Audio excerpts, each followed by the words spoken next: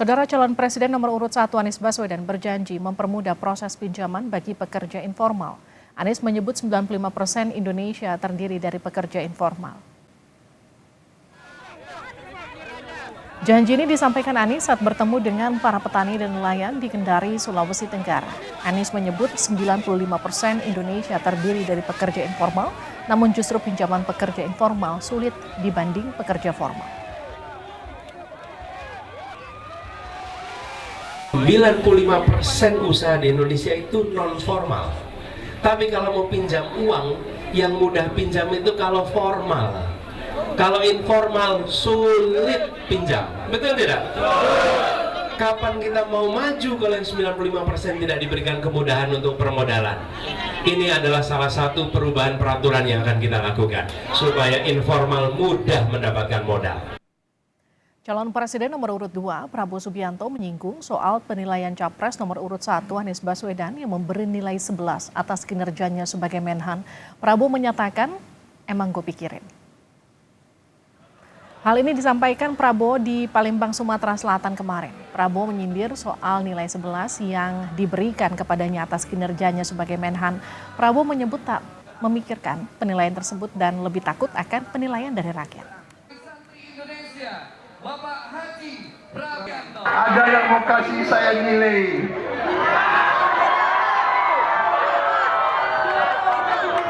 11 dari 100.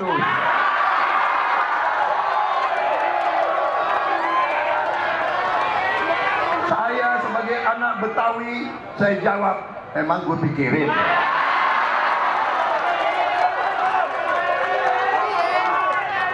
Apalagi dari ente. Kalau dari ente mah, sorry ya. Saya lebih takut dengan rakyat Indonesia.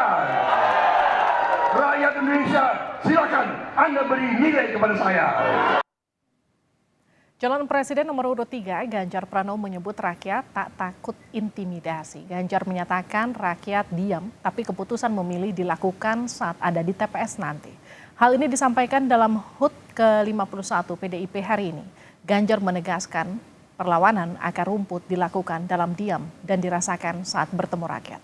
Meski ada intimidasi, rakyat tetap akan menentukan capres pilihannya saat di TPS nanti.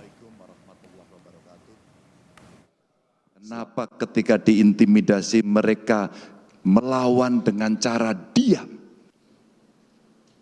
Karena mereka sembunyikan keberanian itu di dalam hatinya. Dan mereka akan sampaikan, oke, silakan Anda tekan, silakan Anda paksa. Kami enggih saja. Tapi keputusan kami akan ada di TPS. Inilah praktek nyata yang kita rasakan dari setiap kali kita ketemu dengan masyarakat bahwa yang disampaikan Ibu Ketua Umum sebagai akar rumput ada. Bawaslu Kabupaten Garut, Jawa Barat memanggil dan memeriksa anggota Satpol PP yang mendukung cawapres Gibran Rakabuming. Menurut Bawaslu, Satpol PP itu bisa dijerat dan terancam 1 tahun penjara sesuai dengan pasal yang berlaku. Bawaslu Kabupaten Garut telah memeriksa 5 dari 13 anggota Satpol PP yang mendukung cawapres nomor urut 2 Gibran Rakabuming Raka. Satpol PP diperiksa mulai dari motif dukungan, status kepegawaian, hingga atribut yang dibawa atau digunakan. Keterangan Bawaslu menurut surat keputusan bersama 5 menteri, meski status para Satpol PP bukan ASN, dalam netralitas pemilu perlakuannya sama dengan ASN. Tuh, kalau misalkan nanti pada akhirnya tidak ada ASN, kemudian kita bisa lihat apakah statusnya apa, misalkan TKK, PPN atau TKK atau TKS misalkan, kan sekarang programnya TKK dan TKS. Kemudian ada SKB 5 menteri, SKB 5 menteri yang mengatakan bahwa TKK atau istilahnya PPN PN itu dalam hal netralitas itu perlakuannya disamakan dengan ASN.